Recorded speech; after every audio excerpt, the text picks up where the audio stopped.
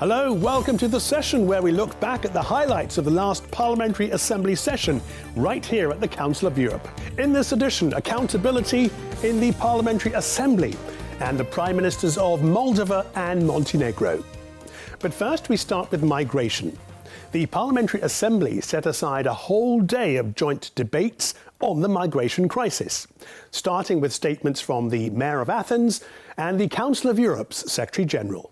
The Committee of Ministers session in Nicosia adopted a new action plan protecting refugee and migrant children in Europe.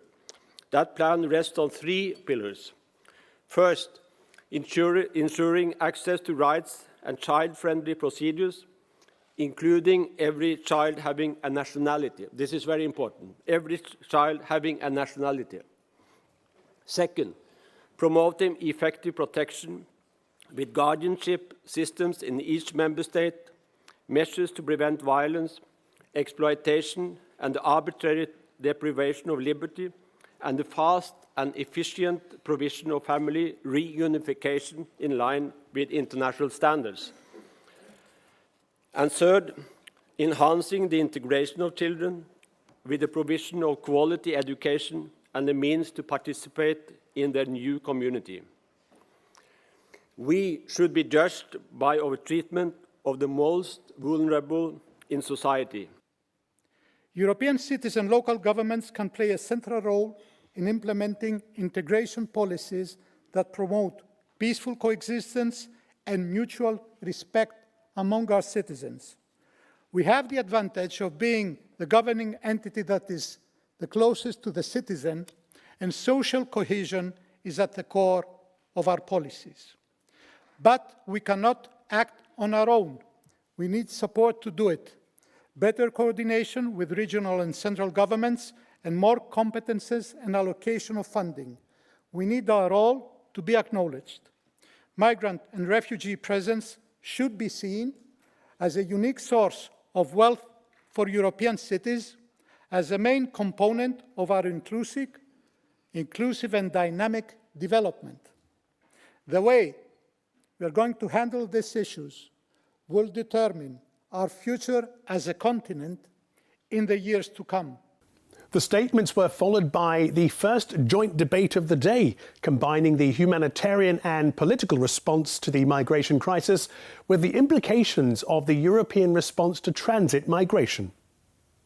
The migrants and refugee crisis is the greatest challenge facing European countries today. So far, we have failed to cooperate sufficiently in addressing its causes and compensating for its consequences. We have failed to show unanimous generosity and openness, and failed to find lasting, solid and consensual solutions with the EU. We took too much time to react, and then we failed. And we have to say that Turkey, in dealing with more than 2 million of refugees in its soil, has done a tremendous effort, but there are still things to be done. And definitely, what it should be, the message coming out of this assembly, is that nobody should be left out of the responsibility sharing in dealing with the issue. Thank you very much. The afternoon session on migration continued with another joint debate. But before we hear from the rapporteurs, the Council of Europe's Human Rights Commissioner and Sweden's Justice and Migration Minister made special appeals. I'm encouraged by PACE's insistence on the importance of family reunification, including in the reports discussed today. I particularly look forward to the upcoming work on family reunification in this hall. Beyond this, I appeal to you as national parliamentarians. The legal and policy case for more effective family reunification policy is clear. Political resistance, however, is enormous. We need to challenge and overcome the negative discourse that stigmatizes the basic common sense that families should be together, as well as the often hugely inflated figures about how many extra people would come, which serve to turn the public against family reunification. With your help, we can make the simple fact that families should be together a reality. The United Nations and its organizations are keeping millions of refugees alive every day. we must be ready to increase our support to UNHCR, UNICEF, IOM, and World Food Programme so that they can keep on doing that and also expand.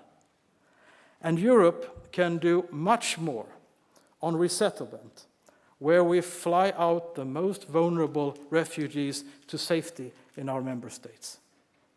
I spoke to the European Parliament last week and suggested that the European Union should start a joint European resettlement program for our member states. My country, Sweden, is already increasing resettlement up to 5,000 next year, more than doubling our program in 2 years. Do you think 5,000 is a small number? Well, if every EU member state, European Union member state, should have the same number of resettlements per capita as we have, that would mean 250,000 resettlements of the most vulnerable refugees each year. I'm not asking that all do as much as we do, but even if they do just half of it, it would still be a very large program, over 100,000. And it could have a real effect to reduce the number of people trying to reach Europe on the dangerous seaways. The second joint debate focused on the long term, looking at the benefits of migration. Migration as an opportunity for European development and the integration of refugees. European societies, of course, are particularly affected by an impending demographic winter. We have the lowest birth rates anywhere in the world, and in some countries of Europe, the birth rate has gone down to as low as 1.1% per woman. That is the case of my own country, Italy, for example. And Council of Europe countries have some of the most elderly populations in the world, because we are seeing a great increase in the number of people in our societies who are over 65 years of age. And that is going to constitute a problem for our labour forces. And that is why we need to make room for migrants, particularly in sciences, engineering and mathematics. I would like to raise good examples from Berlin of how local authorities, together with other actors, organized events for young refugees in which young people learned about educational opportunities. Companies were involved and presented their work and offered internship opportunities as an introduction to working life. Every chance to work, train, and experiment is important. At the same time, we must ensure that refugee skills and input are not exploited. Still to come in the programme, PACE votes to change the rules of procedure, making it possible to dismiss holders of high office during their term.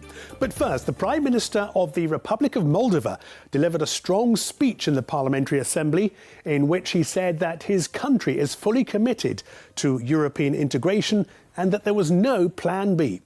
Pavel Filip went on to say that the Council of Europe had become a major catalyst for democratic change in the Republic of Moldova and said that it was a government priority to end the monitoring process. We count further on the support of the Parliamentary Assembly of the Council of Europe in the implementation of reforms that will be needed in the post-monitoring dialogue.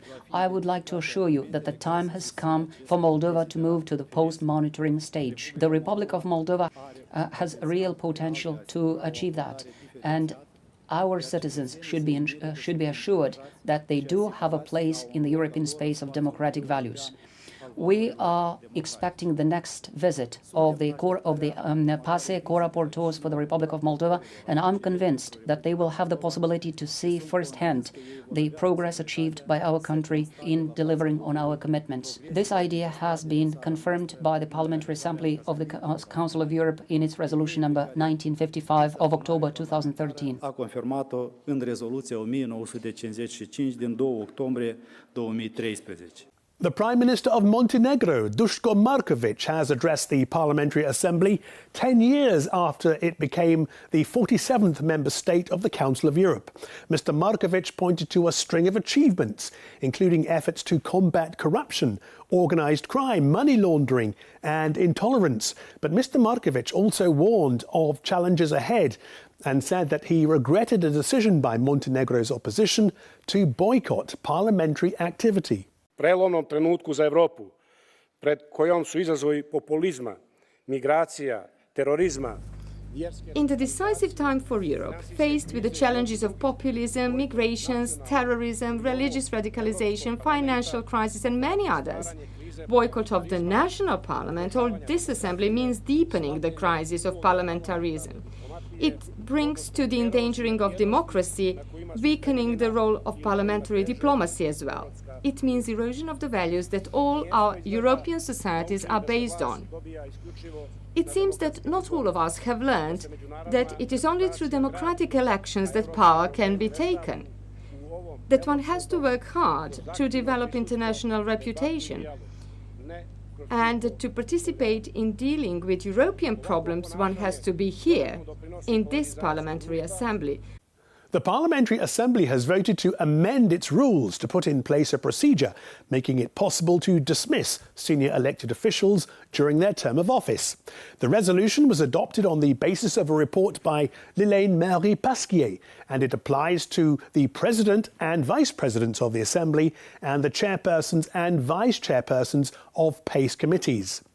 They can now be dismissed on the grounds that they no longer enjoy the confidence of the Assembly. Our Parliamentary Assembly is today at a crucial moment in its history. Its credibility has never been as shaken as it is today. Its reputation has never been as tarnished. Its image has never been as besmirched. Our Assembly requires integrity, transparency, responsibility. It requires that supremacy be given to public interests. It requires confidence. It requires accountability. And that, in fact, is what underpins the contract that exists within any society between citizenship and elective representatives. That vote was held on the Tuesday of the part session.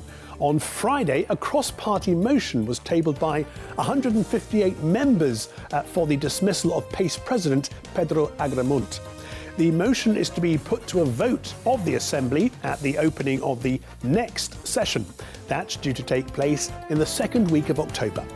Until then, from me, goodbye.